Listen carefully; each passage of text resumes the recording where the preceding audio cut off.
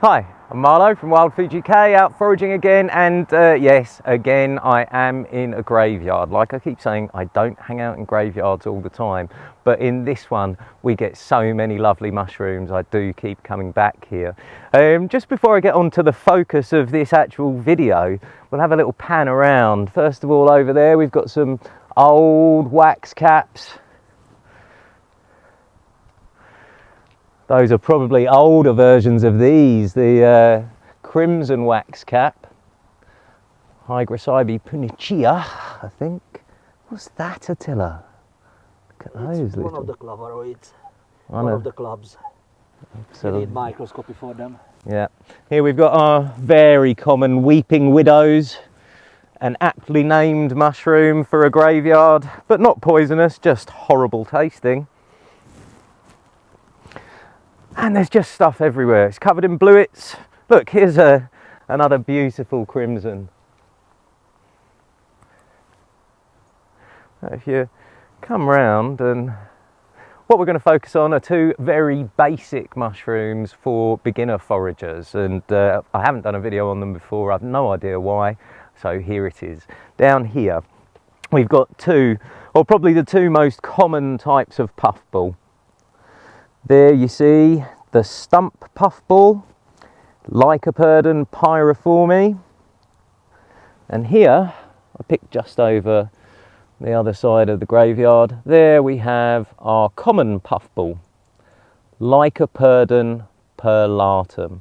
Now the Common Puffball you'll find growing in groups of 3, 4, 5, 6 or more, but more spread out, and they get 3, 4 or 5 times as big as this one. Quite a young one. It is the beginning of November, so it's quite late for these to be out, in all honesty. And the stump puffballs you always find growing in large clusters out of the sides of bits of wood, funnily enough. So I assume that underneath here there's some sort of old dead wood. Although if you look back in the history of the channel, you'll see that I found these stump puffballs once on the side of a wall while I was getting my tyre changed at a garage in the centre of a town. So they're not totally exclusive to old rotten wood, therefore.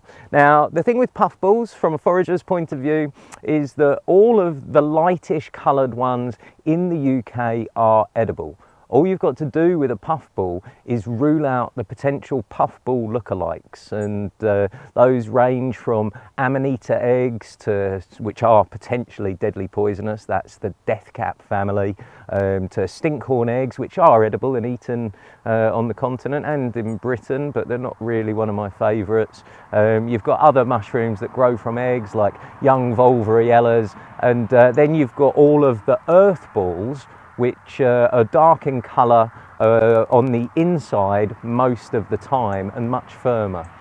So to be sure you've got a puffball, what you need to do is simply cut it in half. And what you want to see as a forager, this one's quite old, so is pure white sponge all the way through. So this one is already not edible. What will happen is all of where it started to go slightly yellowy, greenish, sort of yellowy there, is all of that will turn into dust.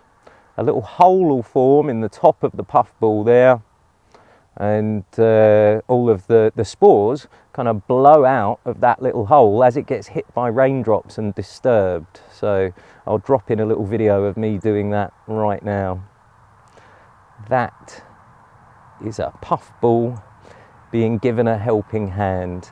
Now down here, I expect with these, because they feel firm and they look fresher, although there's a bit of give in that one, you do really want your puffballs nice and firm, that they're going to be nice and white and spongy all the way through, which, yeah, there you go. That's a stump puffball at its edible stage. So if that was a stinkhorn, you'd see the structure of a stinkhorn mushroom inside. If it was an earth ball, it would be firmer and darker in colour, with a sort of visible skin almost. And if it was an amanita, it would be firmer. If it was an amanita egg, it would be firmer. And you might start to see the beginnings of the cap and the gills and the formation of the full fruiting body of the mushroom. So when you've got a puffball, all you need to do, when you're sure you've got a puffball, and here I'm going to go to our fantastic new book and show you. This is our newly released mushroom foraging guide. I think it's a very good book, and in here that's a picture of the only known to be toxic puffball in the UK. Now, it's not deadly or anything like that, it's just going to give you the squits basically, maybe a bit of a dicky tummy. This is the Lycoperdon nigricans. This one is Lycoperdon perlatum. This one is Lycoperdon pyriforme. You've also got plenty of other puffballs in the UK. There's our pestle puffball. There's our mosaic puffball. And there is the very famous giant puffball. There's at least 18 different varieties of puffball in the UK. And really, honestly, the only one you need to watch out for is this one. The rest of them are all edible, but you have to be sure you've got a puffball. Anyway, if you want to find out more, go to wildfooduk.com.